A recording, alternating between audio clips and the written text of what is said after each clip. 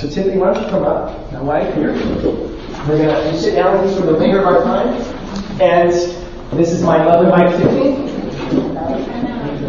Tiffany and I have been married for 11 years, so not as long as many of you here. Some of you, maybe it is longer than, but you don't have to be married a long time to realize that marriage takes a lot of dying self and a lot of sacrifices. And I think in the particular areas that Tiffany and I want to talk with you about, just in the remainder of our time experientially, is in these barriers. False expectations, separate experiences, and selfish examinations. Because these are three barriers that we've noticed in our marriage have played really major roles, I think, in challenging the dynamics of our marriage relationship. In the area of false expectations, I think, Tiff, you and I would both say we kind of went into marriage with some naive ideas about how it was all going to go and how it was all going to work out. Why don't you tell them a little bit about some of the initial challenges that we had, just in the sense of the kind of lifestyle we had at that particular point right after we got married? Well, we know that everybody has different circumstances that they're working with in initial beginnings or dating life, whatever it may entail. And ours, obviously, we were heading into ministry immediately when we got married. And so we already had the added pressure of realizing that we were young, then we're going to go into full-time ministry together in youth ministry. And I had no idea, really. I mean, I think I look back then and I had the expectations that I was going to have him to myself and things were going to be great and we're going to have these sweet little newlyweds and we go to this wonderful, loving church and it's just bliss, you know. And so the expectation there, I think there was already a standard of, you know, that we were going to just fall in together and it was just going to be perfect and it was going to be easy. And that got completely washed out of the water, you know, from day one. For my personality, I'm a pretty strong person. And daily I pray the Lord continue to cover me with His grace and to temper me by His Holy Spirit. Because I've got a mouth, I'm very sassy at times. So bringing that into the marriage, I had these expectations that I was a very strong woman. And, you know, and Joey thought, my wife's just going to come alongside in ministry and it's going to be easy and she's just going to know how to minister to girls and it's going to be a great team. And my wife can do it, you know, and so it was a really hard go. And, you know, we also got pregnant 6 months after we got married. And so we had children really early. On top of that, my daughter was born 2.5 months early. And that's a whole other story. That was a real traumatic experience because Tiffany almost died in the process. She had toxemia, turned into Ellis syndrome. So early on in our marriage, we had a lot of heavy responsibilities with the ministry of life. And immediately had this child come into this world, but almost losing Tiffany and the baby. We were put in one of our darkest, difficult trials right from the get-go. I didn't know if I was going to have a family at all in the beginning. And there were a lot of changes happening in the ministry, so we didn't really know. There were some changes happening at the church, and there were some issues where the ministry that I was overseeing and leading was, they were going to be changing leadership and different things. And so it was just kind of up in the air. You know, my wife just had a baby premature. She's in the ICU. My daughter's in the NICU. I don't know what God's doing future-wise with the ministry. I know my calling, I know God's going to lead and guide, but everything was up in the air. We had to just stand in faith at that time. That God was good, that God understood our pains, understood our trials and our hardships, and that the Lord promised to work all things together for good. So we were very busy in those early days. I think the expectation I had was that, you know, I didn't really foresee the challenges. I mean, this is kind of naive, but I just didn't think having a child changes things so quickly and so much. You know, sleepless nights, and then I said, oh, I can still do all the things that I was doing with my, and then all of a sudden we discovered. So we had to wake up to the reality of things that you don't always plan for and prepare for. And I think we something that is critical, I think, for any marriage, any person that's praying towards marriage.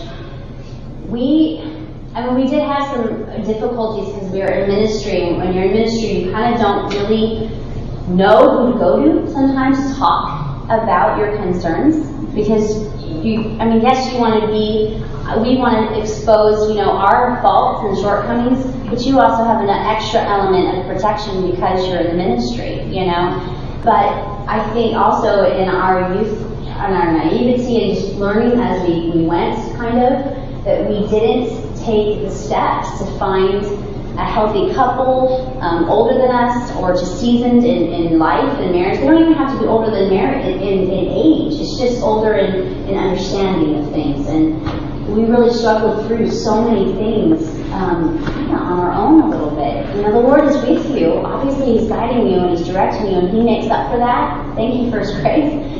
But it was really hard at times, wasn't it? Just kind of struggling through that. And I think what Tiffany is alluding to too, that's just probably really helpful to get some context of, is you can start to develop a mindset when you're serving God and you're doing things. You can start to kind of also even think, if we obey the Lord and do X, Y, and Z, then clearly God will bless and do this, and things will become easier and so forth. But what happens when you start doing good things and right things, and things get harder and things get more challenging? An area in our marriage that it's like, Tiffany and I, when we first met, I was extremely busy in college, and I was leading a college campus ministry, and I was doing youth ministry at our church, and I was also, working full time, working and doing school full time when we were, in our dating, courting relationship. But, we did things, the right way, keeping the right hedges up and parameters to keep ourselves pure in our relationship and so forth. But you just kind of assume, well, if we do that, then you get married. And clearly when you get married and you come together as one, the idea of sexual intimacy, that's an easy thing. That won't be a problem. We'll save it and wait. But, we discovered even there, there was challenges. We were not sexually active at all before we got married. I was a virgin when I got married. God put it on my heart at a young age to save myself from my future spouse. And as you just assume, again, you just kind of assume with expectations that everything is just supposed to always flow naturally. And we discovered that, wow, some of those can be challenges. We had to talk through things, and areas where our past might have tainted our thinking and tainted our way of understanding that marriage is a togetherness, it's a oneness. And so even in intimacy, you need to be able to recognize it's not about yourself, it's not lust, it's love. The important thing is sharing together the blessing of what God has created. I think it's very important, as we were talking earlier, God said not to commit adultery, but He blessed the marriage bed. God wants a husband and a wife to be intimate in a way that is blessed. But here's the interesting thing. Before people are married, Satan is doing everything to put a wedge between two people, to get them to experience intimacy too early. When you get married, Satan does everything to take away intimacy so that you don't experience anything blessing in the marriage covenant. So I think it's important that Satan's tactics are always to go against the will of God. And because you're seeking to do the will of God, you're going to find there's going to be opposition and hardship in that area. And so Tiffany and I have had to work through, just some of the challenges emotionally and spiritually about things, things from her past and things that we had to deal with in our marriage as well. Well, it's really helped as we've obviously grown into understand each other and to know each other better and to work through communications. He is a communicator, 100% in every way, as you can tell, just by him teaching and sharing. But he communicates very well and very thoroughly, to the ends, like to death, like I said, till 2 o'clock in the morning, just till we get to the end of the conversation and get to the point and close it. I, for some reason with him, mostly just with him, want to sweep it under the rug. I don't want to go there. It's exhausting. I forgive you. It's over. I'm sorry. Okay, it's fine. Everything's fine. Everything's fine. It's great. It's like, it's not fine. You're clearly not fine. That's where we're at. I'm very blessed with a guy, which is not pretty normal, who will talk everything out, and he wants to get it through. And I'm really grateful for that, because I know that's not typical of a male characteristic. It's usually the woman who's trying to get the guy to talk everything out. So that's another thing is learning. Obviously, people mostly know that to work through the communication, but you can talk about it. But it's coming to that healthy realization. You know what it is? It's about, when I am feeling something, share it. When I am mulling over something in my mind, I sometimes chew it over in my brain to the point that I almost feel like I've talked it out already, and I haven't even said any words. And so he's like, you never talked to me about that. I'm like, I did. No, you didn't, really. So So I've learned to be more articulate and to express how I'm feeling and to say. And I can probably talk something to the deaf, right? So I can feel it now. You're kicking the dead horse, honey. It's already out. The false expectation that come into terms with, listen, and this is probably a word for a lot of men here, is we tend to think if we just articulate it well enough and clear enough and thorough enough, surely the wife will get it, it'll be a clear understanding, and we'll go our way, everything will be just fine. Somehow I felt I communicated it really clearly and thought it was just an easy solution and an easy answer, and you come to find out in the woman's mind, and the wife's mind, it doesn't always add up the same way, and you start to realize actually it's a false expectation to think that our wives process things the same way we as husbands do. And we think just, let's be logical, let's be reasonable, let's just, talk about it and it'll solve. But there's emotion and there's other things attached. And Tiffany and I respond to things very, very differently. And I think, we had to really recognize that God will actually bless our relationship and our marriage if we just let each other be who we are and allow the marriage to take its course, where you can't compare your relationship to anybody else's. There's only one of me in the world, and only one of Tiffany in the world. So how can our marriage look like any other two people in their relationships? So comparing and competing ideas of marriages with others is so dangerous. And it all runs to that false expectations. In the area of separate experiences, I think Tiffany and I, discovered that in marriage, I had a lot of things on my plate of busyness, things in ministry, and Tiffany was taking care of our children instantly and doing things, and she was able to stay home and take care of our children from the very get-go, which was great because we really wanted to make sure we were investing in our children as parents the best way we could. I know that everybody has different situations and circumstances, and it can be hard sometimes in these days to work together as husband and wife and raising your family, but we discovered that, sometimes we could be operating on two totally different planes. So she's hanging around, screaming children who are, having poopy nappies and all the rest, and, all the things that go with sometimes taking care of the children. I'm dealing with other bigger issues with adults and marriages crumbling and counseling and doing various ministry stuff. And we come together and we've had two totally different days. And what we have to learn to do is to take her experience and my experience and be able to actually learn to bring them together. And that means it does require sharing our stories together. It requires learning how to pray for each other throughout the day. There are times I'm going throughout things today, she has no idea what's even on my plate that day. So my wife's not praying for me, and I'm frustrated. You didn't even know I was doing this? How can you even pray for me? And I go, oh yeah, I didn't really tell you. And I'm guilty of just going about my direction and not sharing everything with her. So I think we ran into struggles there too, didn't we? Yeah, we did. Yeah. Mm-hmm. Yeah, we in talking in that through, I don't, whatever your circumstances are, both of you work outside of the home and you come together, it is really hard to bring your separate lives. That is a reality of coming together and trying to talk through all the things that you've experienced during the day and to come to a common ground with, look, I'm going to shut off from what went on before, because you're all that I want to know about right now. I want to know what you struggled with today. I want to know what you felt about today. I want to know who you talked with today and how did God use you today. And and it doesn't always. We had a couple of years there. It was really rough because we wouldn't connect all the time for the day. I just see that. I just look back and I think how vitally important it is to connect. At least once a day if you can. Somehow, some way throughout the day. I know it's not always possible. There's some people that I know we have a couple in church, they're in the military, and she can't always call him because he's busy. There's things like that come up. But it's the connection, and even before you come home together, it's realizing, what, Lord, give me the heart for my spouse. Give me the heart to pour into that person, because I am just dry as a bone. I have nothing left. But that's where the Holy Spirit comes in to fill you and give you what you need for that person, Yeah. And, now we're in each other's faces all the time because he works out of the home. So we've got like an overwhelming blessing of that. And there are times when I'm like, hey, you have something going on tonight because I need a night, I think it's a reality. I think it's probably will relate to a lot here. It's easy to justify why you do what you do and why you're tired at the end of the day or what you have to do. But the real key with marriage so often is recognizing that whatever you had to go through or whatever you're experiencing, your spouse has their own experience in it, and you have to familiarize yourself the best you can with how to minister and serve and bless your spouse with what they have on their plate, what they're doing. And it needs to be acknowledged. You know, when Tiffany and I have a tip with Tiff, you know, I get into a little argument, it's a tip.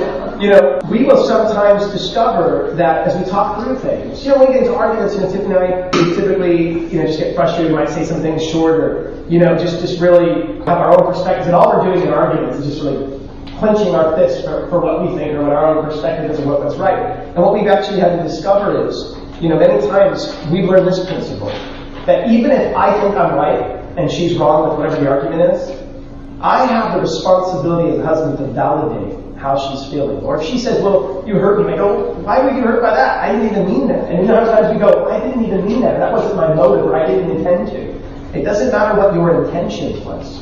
You can't judge yourself by your intentions and then judge your spouse by their actions. You need to judge your spouse by their intentions and judge yourself by your actions. See that change? And so there are times when Tiffany, I might even think I'm right, but actually I need to go, you know what? She was hurt and wounded. I need to just validate that. You know, I probably could have done something better then if she was hurt by that. And I want her to just go, but my motive was fine. Can't you see my heart? And she's like, no, I can't see your heart. I only saw what you said and did. And I'm like, well, my heart was in the right place, or I was doing the right thing, or whatever the case might be. But actually, that doesn't even matter. All she knows is what I said or did, or what it made her feel, or this or that. And so vice versa, we need to validate what the other person says or feels, and actually take the time to look at the other person's intentions. Where's my wife coming from when she brings this up to me?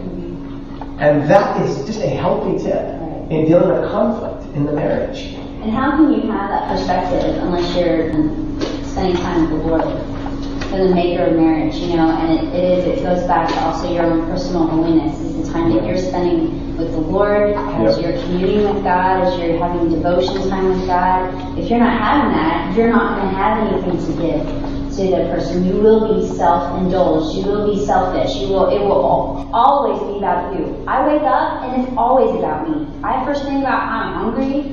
You know, I need a shower. I don't want to take. I need more sleep. It's all about me. Oh, I'm so tired. And those are natural things, right? But it's just that exposure of we are initially inclined to ourselves first. And so it's waking up and going, okay, I'm gonna care for this person. I'm gonna make my time with the Lord, knowing that I'm going to be investing in other people's lives, not just my own. You know, so you've got to be filled in order to get out. Yeah, that's huge. That actually goes up to our self-examination. Yeah, and this last part, just want to encourage you with today, you know, is I think for Tiffany and I, you know, we realize that point that she said, our lives are first about the Lord. Going back to the maker, mission, mate example. And by the way, mission, I wanted to say this, I should have said this earlier. When we say maker, mission, mate, and those priorities, the mission is not your job. I'm not saying you put your job over your spouse. When we say mission, we're speaking about the will of God. Okay? Everybody has jobs and careers, but we're on a mission to serve the Lord and to do His will. I have the responsibility to keep my heart right with God, to be obedient to the Lord, and then to begin with any other relationship that's on the earth, start with my wife. Now, she needs to have the priority over everybody else of my time and energy and so on. So Jesus and doing His will and seeking Him, and my wife, that those priorities, and then my children, and then the church family, and where it just kind of overflows out of the closest sphere of influence that you have. And I think for Tiffany and I, we realized, you know, as a result of that then, the greatest gift I can give to Tiffany is my heart being in the right place with God. My personal holiness is the greatest gift I can give to my wife. Because if I am walking with Jesus with integrity, I will actually take the time to care about my wife more. I'll have a love to show my wife. I'll have the right compassion to give to my wife when the time is. And so in the morning, when I pray for people, my wife needs to be the first one that I pray for. And so I've committed that when I pray in the morning, she gets prayed for first. I pray for my wife to have a good day. I pray for my wife to be blessed. And that guards my heart from ignoring my wife and not being concerned about my wife. So when I wake up in the morning, I'm praying for my wife's day before my own, before my children, before anything else. And so that's key, you know, that I invest that way, you know, with my wife and stuff. So that goes to selfish examination. I need to get the tension off of me. And I need to realize there's an investment I need to make in my wife, which I think begins with prayer. I need to be praying for my spouse. And I think a lot of problems that go on in marriage is like, are we really praying for our spouses? How about this one? Have you ever had a problem and said, honey, maybe we should just stop and pray together about this? Oh no, we don't pray together. That's a private thing. Why is that a private thing? You're together.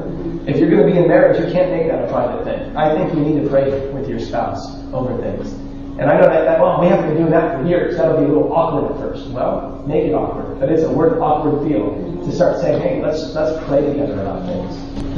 Yeah, it definitely breaks down the defensive. I was just thinking of defensiveness. I definitely in the beginning of our marriage, I was very defensive about everything. And that was also aided our difficulty in communication. How do you talk to a defensive person? You know, how do you come to a conclusion at any time quick? You don't. You have hours of long, drawn out, emotional talks and arguments and just, you know, and him pulling, you know, I'm amazed he's not completely bald because he would just pull out his hair out of frustration. And how do I communicate to you when you're always got your fists up, you know? And it took, I mean, I still get defensive at times, but it's nothing like it was, praise the Lord. But it really came to a place in my heart where I was like, Lord, do I trust you and your love for me that you're going to give me a man who adores me, who loves me, who invests time in me, who's always thinking about me first, for the most part. I really honestly can say it. Not perfect. He's got issues. We all do. But he's one of the most selfless people I know in my life. And I was always very defensive. And I would fight over everything. I was always very much, what do you mean by that? Well, you know, everything was personal, you know? And, you know, as a husband and wife, as we'll talk about next week, is that, you know, learning that submission role and learning that it's not him, you know, towering over me and putting his thumb on my head. It was a love of like, let me lead you, let me guide you. And if I fall short, God will correct me. You know, and it's I learned to shut my mouth and pray for him because I don't do a very good job at telling him what to do. You know, the Lord does a much better job at correcting him. But it was learning that, you know what, if I come down in my pride and let down my defense mechanisms, life changed a lot for us, for the better, for God's glory, and we resolve so much quicker and so much better, and it's so much healthier. I'm like, wow, I think I learned this a long time ago, you know, and it took me a long time to get there. You mean God's Word really makes sense? You mean follow the Bible actually? It's amazing, you know. In closing today, my wife and I have our own experiences. Don't compare your marriage or relationship to my wife. I'm a pastor. Many of you are not. Therefore, we have our own unique situation, our own unique challenges and temptations. My wife has had to move 3,000 miles with me twice. So, first of all, whenever we go through hardships, I have to constantly remember, my wife's pretty amazing. She's followed me as I follow the Lord in two separate occasions. And we did it both times with, you know, us praying about it together, and we were on the same page, and we were good. But we went from California to New Jersey, 3,000 miles. From New Jersey to England, another 3,000 miles. And we had to start up in life over, but we had so many great relationships and friendships. We were near our family. We picked up and moved away from our family. We moved away from our closest friends. We've had wonderful support around us, and then we got up and we go to England, where people don't worship God in this country. I think they should, you know. It's a sad thing. I think that we are seeing in this time, in this generation in England, a great need for God to return, you know, His Spirit back to this land with power, that we would see people return to the Bible. And when we go through hardships, we have to remember too, and remember this, we don't always wrestle against flesh and blood.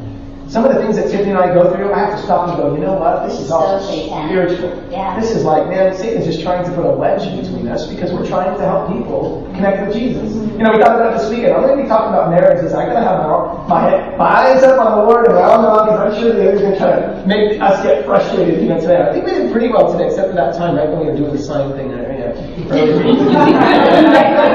before we had done it. She forgot something in the house, and I go, oh, you forgot it. You know, my wife shouldn't have, don't you think that she should remember everything that she should have remembered? Yeah. I mean, there's no grace. There's no grace if somebody forgets something. We have to be aware that we all forget things. And we all fail at times. And so there needs to be mercy. There needs to be mercy. We need to learn to forgive.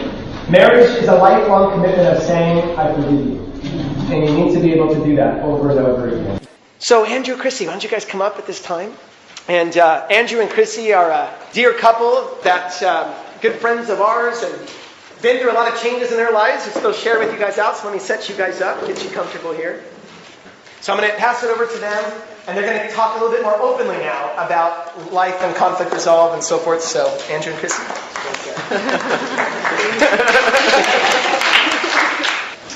Yeah, just I guess a little bit of background. We've been married for, it'll be 9 years in April, so not a huge amount of time. But we have moved around quite a lot since we've been married.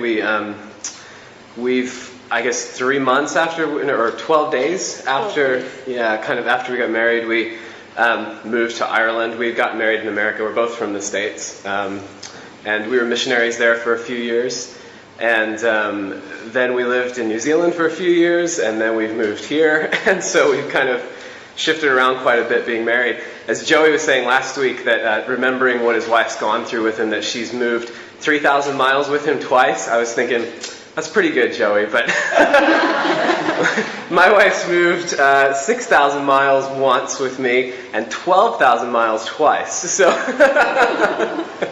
but a lot of change, a lot of different cultures and situations. But we came from pretty different backgrounds, and I thought that was why it kind of related to conflict resolution, because that was something we really had to understand about each other to figure out how to resolve conflict. I'll let Christy tell you about kind of her background, her family.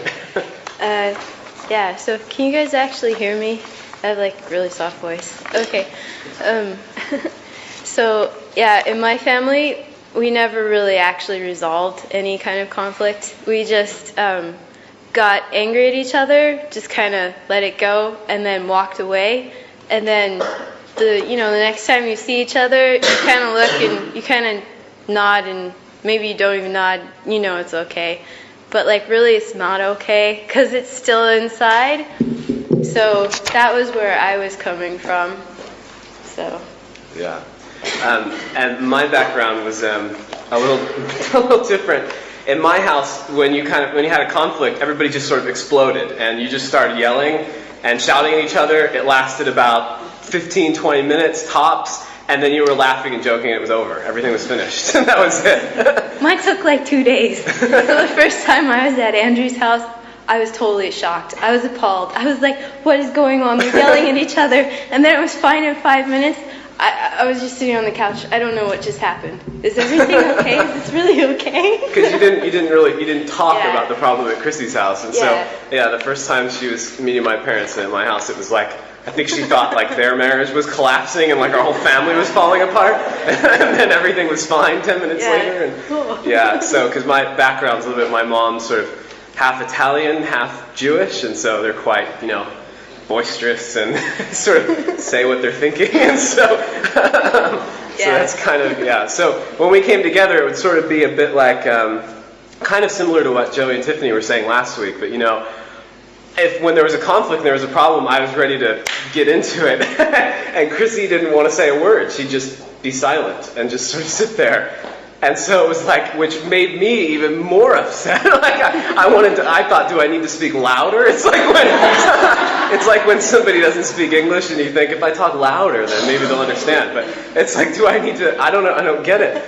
Yeah, and that made me even quieter. Right.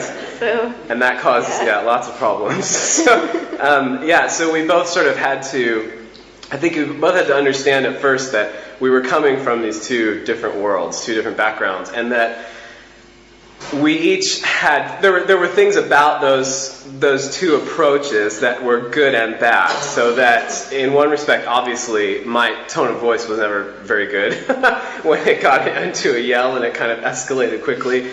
And, I could be more aggressive about it and have much more of a focus on just the problem and not necessarily the person.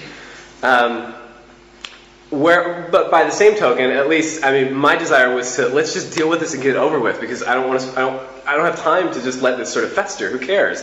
We don't want this to just hang around. Let's just deal with it and move on. Whereas it was kind of the opposite, whereas Christy didn't sort of want conflict. She didn't want sort of any kind of conflict to happen. She just wanted things to be peaceful. But then at the same time, that lets things fester and it lets them grow. Yeah, which is no good. Yeah. And then, bitterness sets in when you let things fester and they grow over time. So yeah, we really had to kind of understand that about our background. And I think pray about our family background. Pray about sort of just the family culture that we grew up in. And I think that's so important to realize.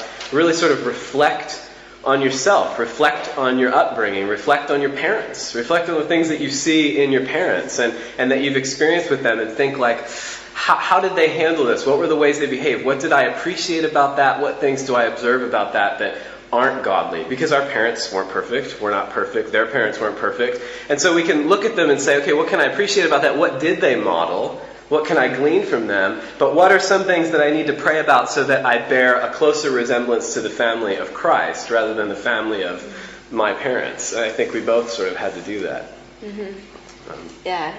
Yeah, and too, just realizing, well, not everything my family did, they didn't do it all the right way.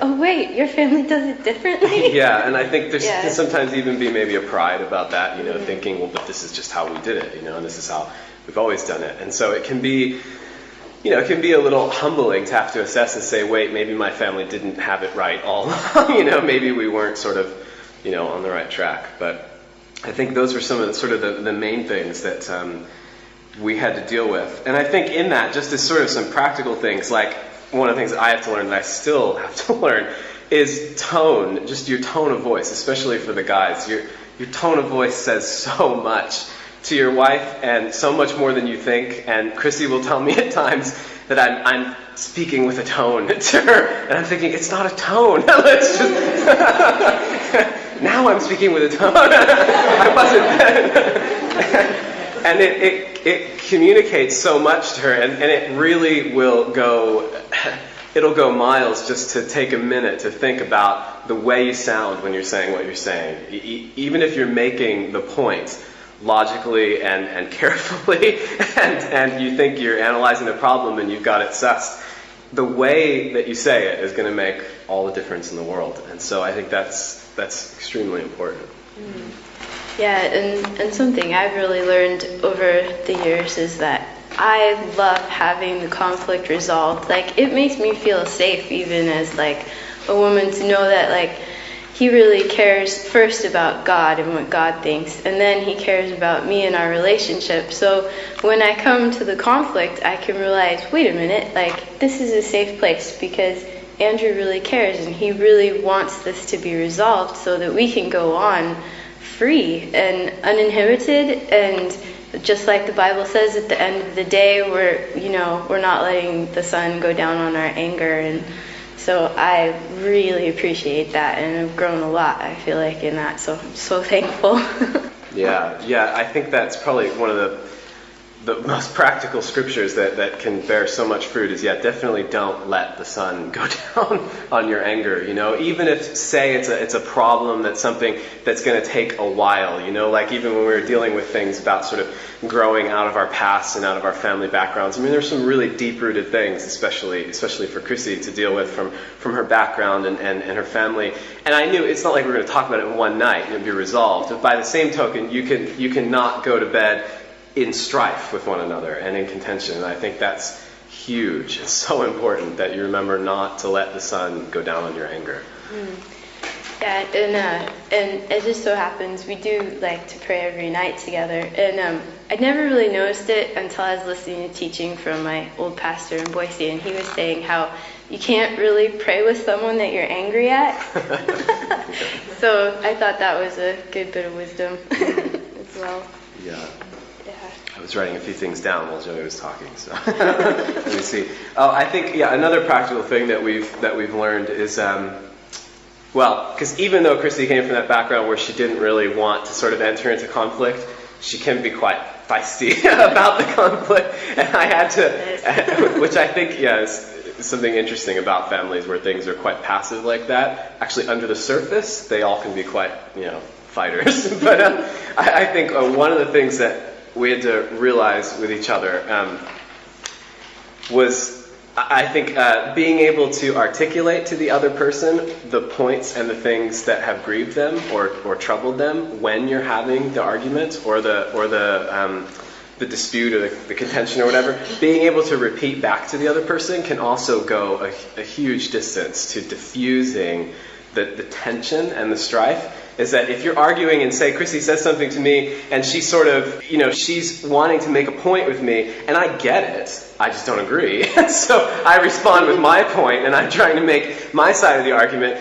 She'll keep going with what she's saying. And I might do it too. One or the other of us can do it. But we might keep going with it and she might keep going with it even though she's maybe starting to even see that maybe what I'm saying is right, or I'm seeing that what she's saying is right, but really all she wants is for me to articulate back to her, I understand that this is the problem. I understand that this is what bothered you. I understand that this is what I've done. I understand this. And then, okay, you get what's troubling me. And then she's perfectly willing to hear what I have to say and to work through it from that point together. I think maybe especially for men that's important because we do deal with the problem a lot more than the person. And for us, it's maybe not always that important that we make sure the other person can repeat back to us what we're saying, as long as we're both get on the same track with differences in make. I just want to deal with the problem. But it makes a big difference to your wife that she knows that you really get what she's saying. You really get what's bothered her, and you can repeat it back to her and say it to her. I think that's really important. Yeah, because I look at it and I think, well, that means, to me, it means he really loves me, he really gets me, And that's not necessarily in the moment what you're going to think about, but it's good to keep it in mind. Because, it really ends the conflict for me right there. If I know he understands, I'm like, okay, good. Okay, that's all I really wanted. Then also, I repent. Then also, if we're supposed to lead in the relationship, it lets her know that as I'm leading, I've really understood and taken into account her position as we go forward. If I can repeat it back to her, then she knows that. She knows I'm not just doing my thing and expecting her to kind of fall into place with that. So it's really, really important. And I think along with that, I think especially as husbands, there's such a stereotype in our day and age, this whole sort of thing that, you see it in movies and television shows and things like that, where sort of guys joke and it's on, adverts on TV and stuff like that, where, you can never understand a woman, we can't understand women, they're just incomprehensible and just give up. And it's the center of so many, how many comedy routines are based around guys joking about how you just can't understand women, we can't get it. Well, then I guess that makes Peter's command in 1 Peter 3 unattainable when he says, dwell with your wives according to understanding. That's based on the principle that you can understand your wife. I know maybe that, flies in the face of everything we've been told through, Hollywood for the last 50 years, but you can actually understand a woman. You can actually understand your wife. And honestly, the media has been working against the woman as well because that's what she wants. She wants you to understand her. And so in order to throw up your hands and act like, I don't get her, I don't understand, whatever, it's just going to be that way because I'm a guy and she's a woman, that is going to cause tons of problems. And that's not what Christy wants either. I've seen that so many times. She wants me to understand her. And it's possible. It just takes some listening. It takes some work. It takes some effort, being sensitive to the way that she says things, the hints that she drops about things, the kinds of things she's interested in, the kinds of things that make her laugh, the kinds of things that make her upset, the kinds of things she draws away from, the kinds of things that draw her out and make her talk, and it just being sensitive to those things and understanding her. And then that can go miles in resolving conflict because you understand what will put her mind at ease, what will help her to take what I'm saying, it all works together with that. Yeah. But. Yes. Yes. Yeah, in that too, a little tip that we had to learn, but probably most of you know it, is sometimes the lady just wants you to listen. The understanding thing, sometimes you're just I'm just really upset about this, and he's trying to fix it because guys like to do that, but you just want them to listen. So that might be a big thing for some people. We had to learn that. Yeah. Another thing that came to mind was just that I know, at least for us, sometimes conflict could arise in a very silly sort of way, just as or an unnecessary kind of way, just as a result of poor timing in the sense of when we want to talk about things with one another. Yes. So, for instance, like if I have a problem about something, or Christy has a problem about something, choosing the right time to bring it up with one another is huge. I think Joey might have alluded to that when he was talking, but little things like, for instance,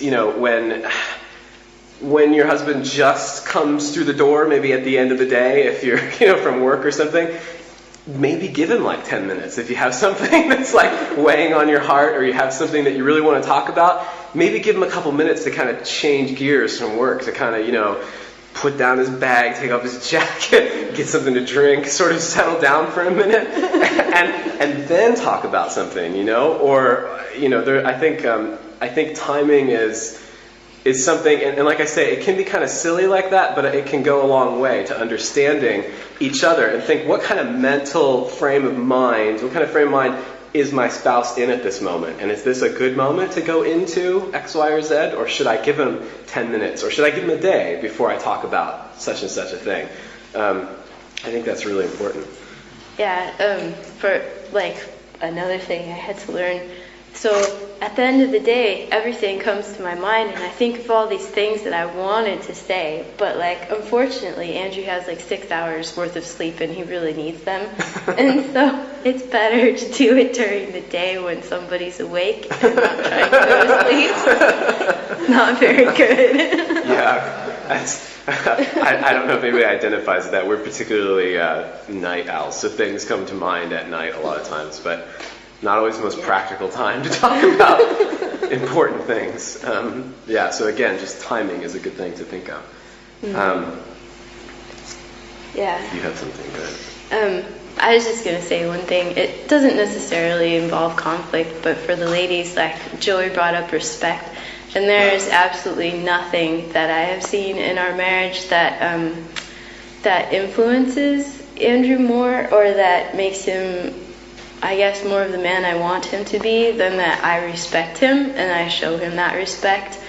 I mean, I even pray for him every day, well, most days, that he would be a man I could really respect, and God really has answered my prayers. I really think that he is. And you've got to realize, as a wife, the way that people see my husband, is the way that I talk about him, and I'm supposed to be the one who has the best opinion of him. So if I'm going around belittling my husband, everyone else's opinion is from here down instead of up.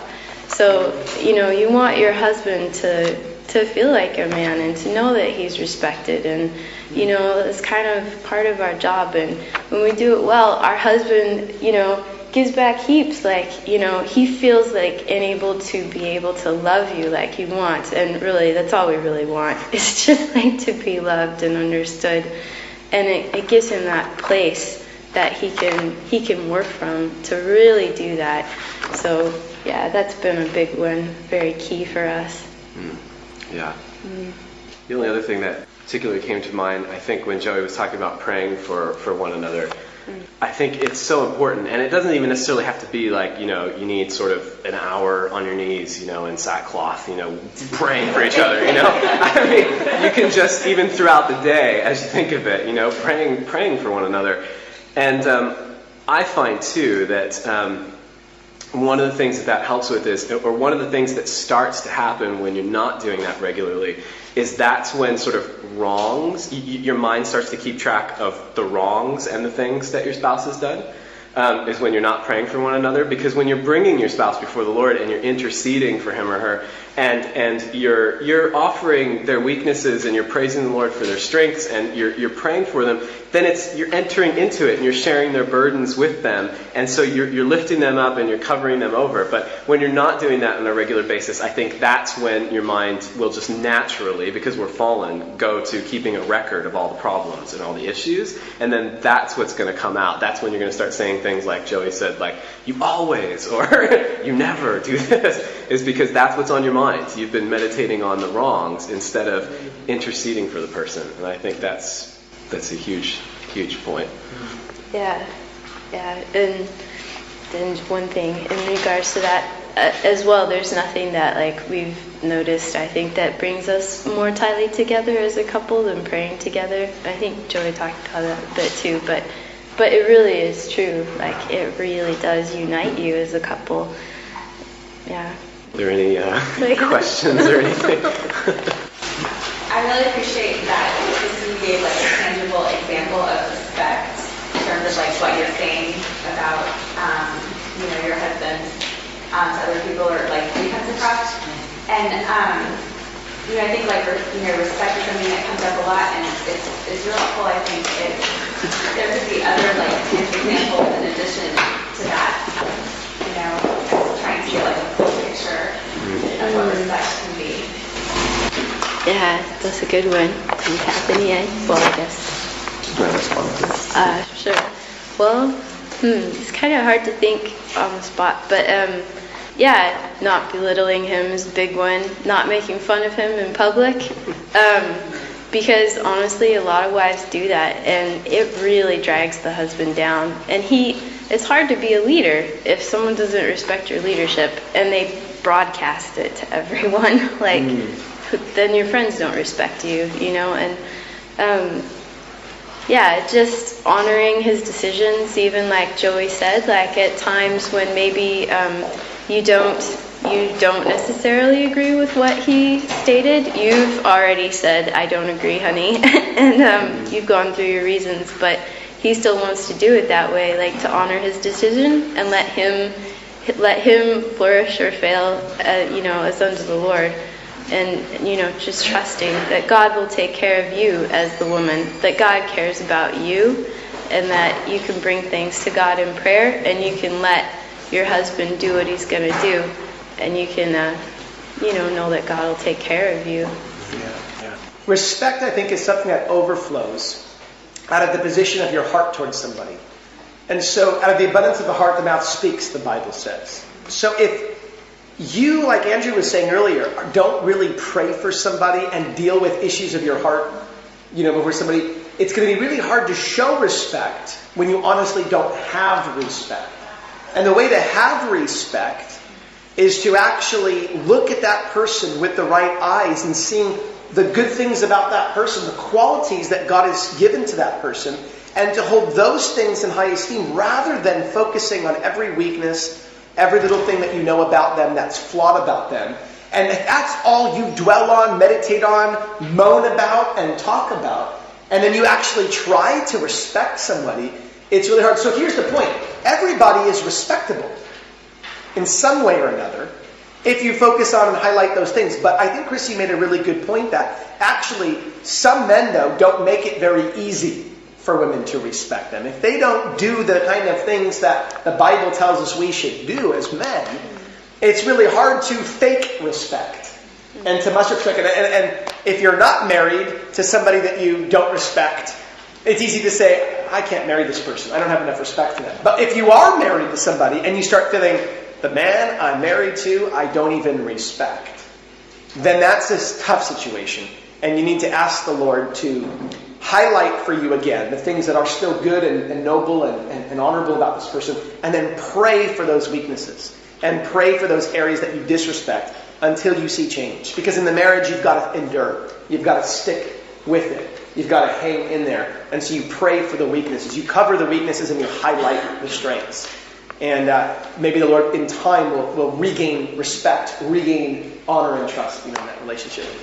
I think perhaps this is especially applicable in conflict, and when you want to say you always do, or you do this, or you're acting just like your family did this or your family did that. I think is understanding that you're each a new creation in Christ, and there is the Lord's working in one another, and to always be giving, in a sense, there's a respect in that, to respect the fact that you have the potential to grow up into Christ, to continue to be a new creation, to be going from glory to glory to glory, upward, not downward. And so to lend that respect to one another, especially in conflict, especially when you see things that grieve you or that you struggle with one another.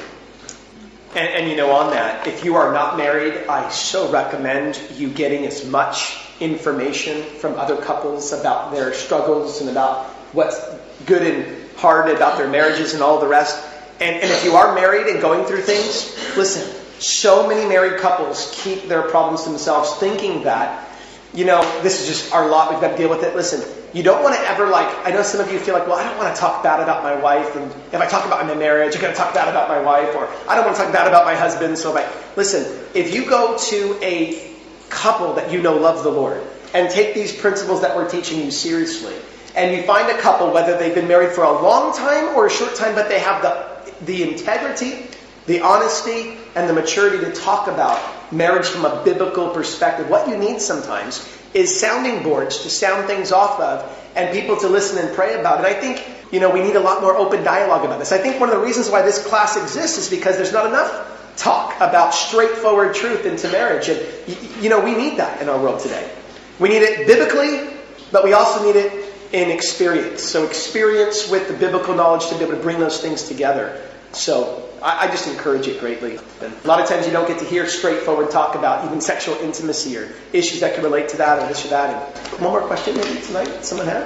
Not a question, but I was just thinking about the basis of respect. What happens when you lose your respect for one another, for what you've gained? And it came to me, there's an old hymn that goes, there is a way for man to rise to that sublime abode.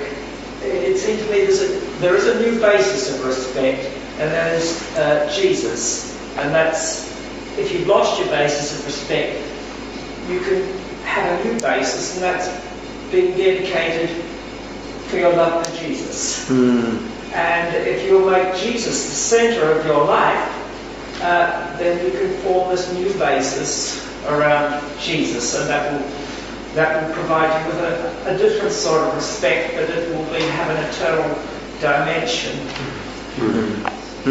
Thank you, Horton. Praise the Lord that Jesus hung in there for us. So that's just a great reminder for us today.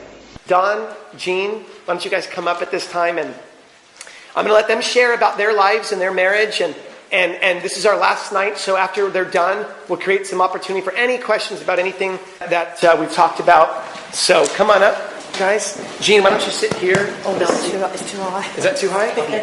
Here, I can make it. You guys can stand. Bless you. Well, it's great to be here. We come from two different backgrounds. Yeah. I'll start with myself first. Chalk and cheese. I have no cultural background to start with. Come from a mixed marriage. Come from a religious background. There was Church of England in my family, Catholics, and JWs. And throughout life, God had a plan and purpose. And I trusted God in everything. There's been times where I shouldn't be here. I give God the glory, because the first time I set eyes on Jean was at a friend's wedding in London. I arrived there about 5 minutes late and found a seat at the back of the church and happened to be sitting next to Jean.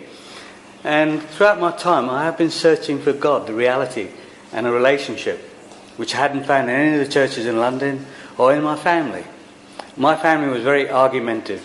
They were fighters. There was no real genuine love and compassion or forgiveness or to say sorry when you hurt someone. So I sat there thinking, what am I doing here? Last of my friends getting married, a group of about 16 of us.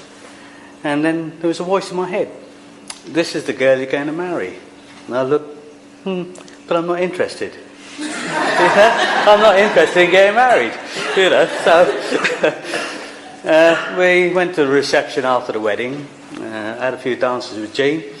And then a year later, I'd gone off to Canada. I was in the meantime thinking of joining the British Marines. And I met Jean at the same church. This time it's the same friend, but his baby's christening. And the voice came to me again. And funny enough, sitting right next to Jean. You're going to marry this girl. And I thought, I'm not interested, Lord, you know. I want to find out more about you, but I'm not ready for marriage. Went back to the reception and I asked Jean out. And Jean, of course, played hard to get. It took a week before she accepted coming out with me, you know. So we did have a meal, and then within 3 months I knew this is the girl for me, you know. Oh, and you caused an argument, by the way. He didn't propose. No, this is interesting. So I said to her, when you're 20 we'll get engaged, and when you're 21 we'll get married. I didn't ask her, that's what I told her, you know. So. Divorce next week. Well, and I thank God because, you know, God has a sense of humour. And do you want to share why we got married at the end? Do we have to tell them that? Well, we've been married 39 years this year, so there you go.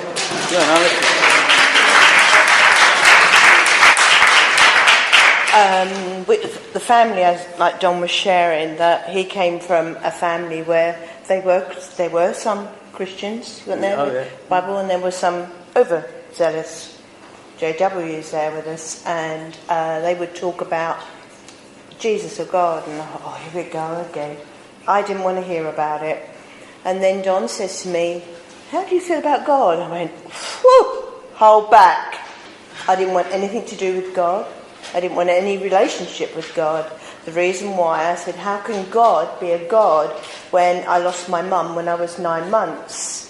And how can a God be a God when I've lost my dad when I was 15? So he looked at me strange, and you can do that bit. Yeah.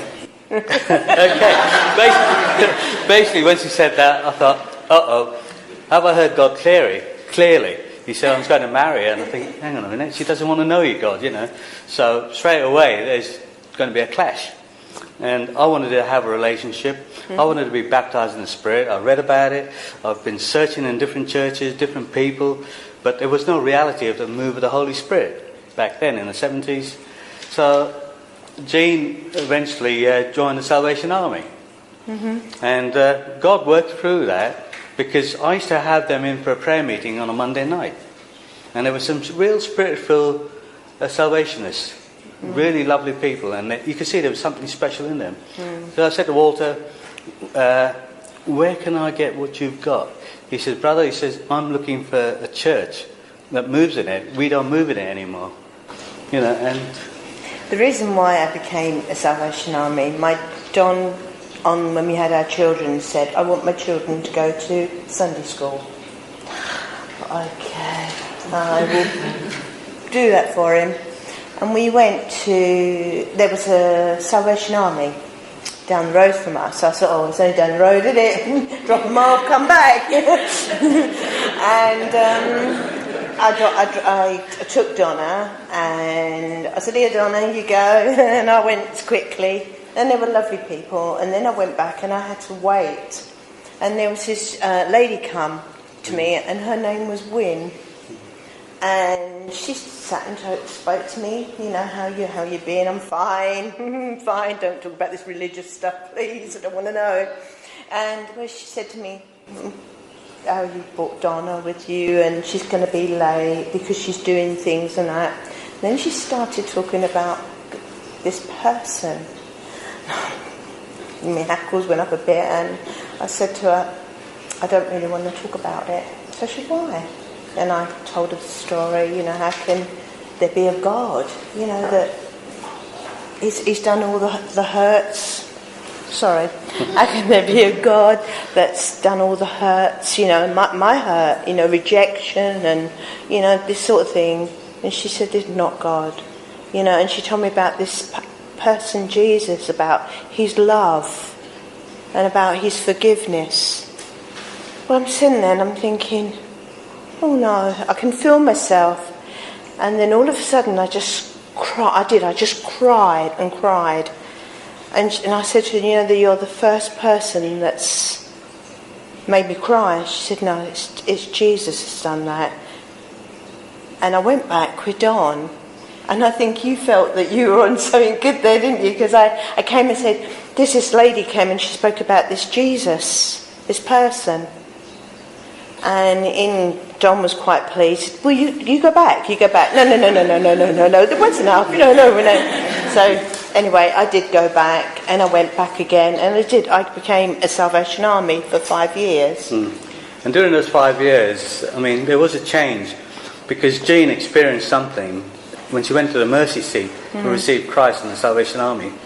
The major and the sergeant major there said, no one went to Jean. Normally when a person goes forward, a fellow officer would go and kneel with them and pray with them. But as they said, there was a glow around Jean, so nobody went forward. They left there knowing that the Spirit of God had moved in on Jean. So that encouraged me, and I talked to Walter and he said, Don, there is a church coming to the area, Spirit-filled believers. I thought, that's great, I'm looking for this. So he prayed I'll find a church that's moving in the gifts of the Spirit, which I did in 6 weeks later. And I got baptised in the Spirit, and that led Jean and my 2 children and 12 other members of my family to commit their lives to God and get baptised. So, I thank God because He had a purpose in my life from the start. The only surviving boy in a family that I had 7 sisters, and 3 brothers died all accidentally, not nice deaths. And of course, I'd been given up to God.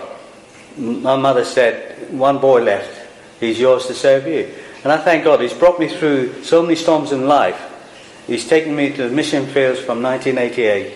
And He's blessed me in so many ways with my wife, my son and daughter. And God has allowed so much in our lives. We've been through storms, and there's a point where I ended up in hospital at the age of 50. That was 12 years ago. I'll let you continue that one. When he was 50, Don was diagnosed with liver failure, and he had a liver of an alcoholic that he doesn't drink. And they said he either smokes or he drinks, and I said no, he doesn't smoke, can't even stand cigarettes. Drink, he don't even drink a glass of wine now and again, but not even, drink. Well, they said his liver has deteriorated so badly, so he was going yellow. So this is coming back to a marriage now, that when you see your husband, the strong man, and literally standing up for what he believes in that, you saw a man, he was like a sponge. He was very weak, he couldn't think straight, the tablets he was on, and being really poorly. So I had to be strong. But sometimes in a marriage we try to be so strong that we think we can take over. But we can't take over. We have to allow God to take over the marriage. And when Don was going through that stage of the weakness, I had to be the rock for him. But instead of dominating him and telling him what to do, I had to allow him to be that man again. And when he was getting stronger, then he sort of took over things. And it was quite a stressed time in one way, because when you're in a marriage and your man is supposed to be the head and he's not working, he's really poorly, for a year he was on drugs and he was so bad, and I wanted this man again, but I had to be so careful that I didn't become the dominant wife. And us wives, we can't be dominant because these men are our heads. They are our heads. They are to look after us. It says in Scripture, and I had to literally try and get Don back on the prayers and that. But it is working together in a marriage. And when, like your partner, your husband is the sponge, we have to be the rock. When, I'm not telling your husbands what to do, but when your wife is the sponge, husbands, you have to be that rock. And what we're saying today, that you don't run them down, or you don't, like could stand to Don when he was really poorly. He would do things, really crazy things. And I just said, oh, Don, don't be so stupid, because I knew he couldn't help it. So we had to sort of bring it around in a way. Sometimes we laughed with each other because he was so poorly. And he said that, you know, God's not finished with me yet, you know. And I said, well, he's making you proper yellow, you know, sort of thing. So, you know, and words, as Don says, you know, words can really hurt or can uplift you. And because Don's come from an argumentative family, I came from an argumentative family, and some of the words that both of our families would say, it would make you cringe. It would literally, you know, there is no respect. So, as Don said when we got married, he said, look, you've come from that side, I've come from that side. I don't want it in the house. I really do not want words that we're not going to uplift each other. Well, when I first got married, because I came from an argumentative family, I argued over a pair of sandals. That's how stupid it got. And he literally just sat there with his arms crossed and he said, have you finished, Jean? Well, I thought, no, I've not. And it's like my last word. And he said, Jean, listen to what you're doing. He said, it's over a pair of sandals. Yeah, but. And he went, Jean, because I was a last word person. I had to have that last word, even if it was a but. I had to have that last word. So we actually learned that we didn't argue. It was something, even I've got to say, 39? I've known Don 41 years, but 39 years, we have not gone into that argument thing because of what we saw Don's family doing, my family doing. And I mean, some of the words that came out, and even like before, a few years ago, before Don's mum died, the words, and you'd go, oh, you know, it just make you shake. And we learned actually, like with our children, that if you're honest with each other, and if you're honest with your children, and what we did then, because it helped us as well, and I was saying to Joey this afternoon, we had what we call a round table talk, and that was the only time we were allowed to say what we really, really think. And you have to be so careful what you really, really think, because as you're saying, joking around, if you've got a bit of meat in your tooth, and if that person takes that sort of personal, you have to be careful, but you have to sort of do it in another way. That's only hypothetical, but you just have to be careful what you say. But when we came to the table, if Don's hurt me, he said something out of place, I would say to him, you've hurt me, blah, blah, blah, and the same with the children. And that's how we began to be honest with each other. So, basically, it's something we learned on the day of our wedding, the 3 chords. Yeah. Now, this man, it was a double wedding, and the pastor, he must have had a word of knowledge, because he said to us, he said, here's the 3 chords, he said. He actually demonstrated, he took it out of his pocket. That's you, that's your wife, and the third one is Christ. And as he wrapped it round, he said, nothing will ever break it. And I took that on faith, and I said, that's going to be my marriage. Because I can remember my mum throwing the suitcases out to my father. Here's your baggage, if you want to go, go. And I thought, I don't want that in my marriage. Arguments, 7 sisters and their husbands, all argumentative, all dominating, all controlling. And I said, when I get married, I'm not going to allow that. I want my marriage to last till death do we part. Because God instituted the marriage. So when we learn to grow together, we've been honest with each other, and we allow God to speak to us. And I thank God because He's made us that strong. We don't argue, we have different opinions. Totally different. Chalk and cheese. I'm glad I am different, and I'm glad I don't look like Jean. But all I can say, and it's not just saying it for the sake of saying it, I do love my wife dearly. It's a sacrificial relationship. I'm willing to die for my wife. She's my friend. The only friend who will never let me down besides Jesus. I've learned to realise, if Christ lives in my wife, then I better watch how I talk to her. And Christ lives in each one of us. And that's what it's all about. It's doing good, the kindness, the fruits of the Spirit, love, joy, patience. It's all part of it. And compassion is to feel what Christ feels. So if Jane's hurt, I'm hurt. So we comfort each other, and build each other up. And I always tell men, look, don't give me excuses. I've been there, I've got a t-shirt to prove it. I said, if you can't cook, there's a book. You need to learn to change the diapers. If your wife's tired and ill and you've come home from work and you've done 16 hours, help the wife at home. Clean the house up, cook. Don't make excuses, I've had a long, heavy day. I said, I've been there. I've done manual work, so I know what it is to be tired. But I'm not going to sit there and tell my wife, because you're not well and the house is untidy, the kids are running wild. Get my tea. No, I'll go make it. And I'll help clear up, put the kids to bed. That's what marriage is all about. Willing to share the burdens, help each other, build each other up. God is such a loving God that He came as a servant. And I look at it that way. I'm a servant. I'm no better than anybody. I'm here to encourage, to help, and serve every member of the body.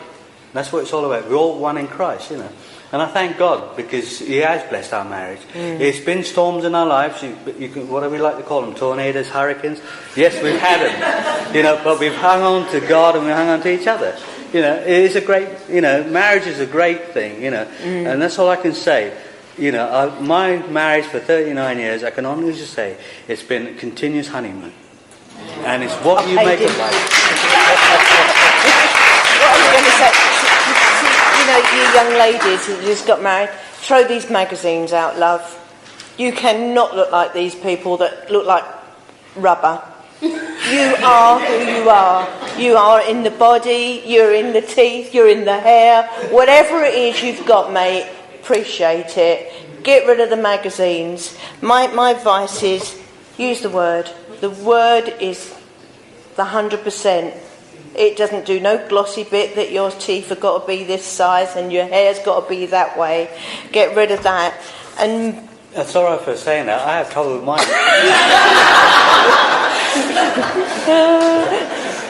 And what I would say to you through this is, look at God. He is your friend. And, at times when you're really feeling yuck and I'm thinking, just go to each other and say, look, this is how I'm feeling today. Husbands, wives, help each other out through it. Because us menopause women can't help it. Men, I'm sorry, they don't have to go through what we do. But just help each other out. And I tell you something, in the 39 years, I've got to say, he's been my best friend.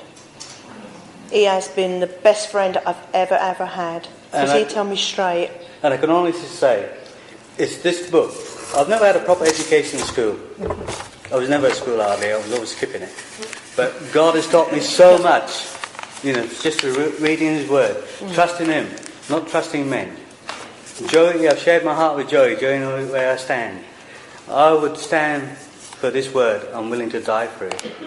To speak the truth. Because that's the most important thing. This has guided me in my marriage, in my relationship. And if you don't have a relationship with God, then you can't have one with each other. And I found that if I haven't got one with my Father in heaven, who I love, then I wouldn't have one with my wife, because He is in her and He's in each of us. So it's so important that we love God firstly and do His will. And it's simple, love. The greatest commandment, love one another. And care for each other. Joey's touched on all the things which I've written down, but I'm not going to share that because Joey's already done it for you. God has given him exactly the right words, the right program to bring you into guidance about relationship and marriage. It's so important.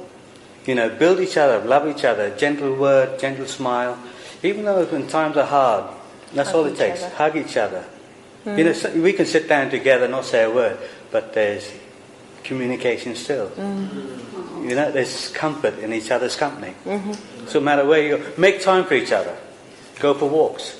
If you haven't got the money, like in our early days, we'll go for a long walk all day on a day off. The kids will be at school. Find the cheapest breakfast you can get, 99p each. That's a romantic meal. Right? Have a cup of coffee, have a walk around, just enjoying each other's company and enjoying God's creation. We had the privilege to live near the seaside in Devon. and the cliffs. So we're able to walk and enjoy the beauty of God's creation, Find somewhere it's beautiful, sit down and thank God for all the little things. We're so blessed in this nation and nations that are wealthy, having seen the suffering in third world countries where there's no food and no shelters. I thank God that we have the privilege of the comforts we have and everything else, So I encourage you all, stay in the Word, and God will give you the desires of your heart, and you can make that marriage work. For those who are thinking of getting married and those who are married, nothing's impossible for God when it comes to a relationship. He builds the relationship, and nothing on earth can separate us because God has joined us together.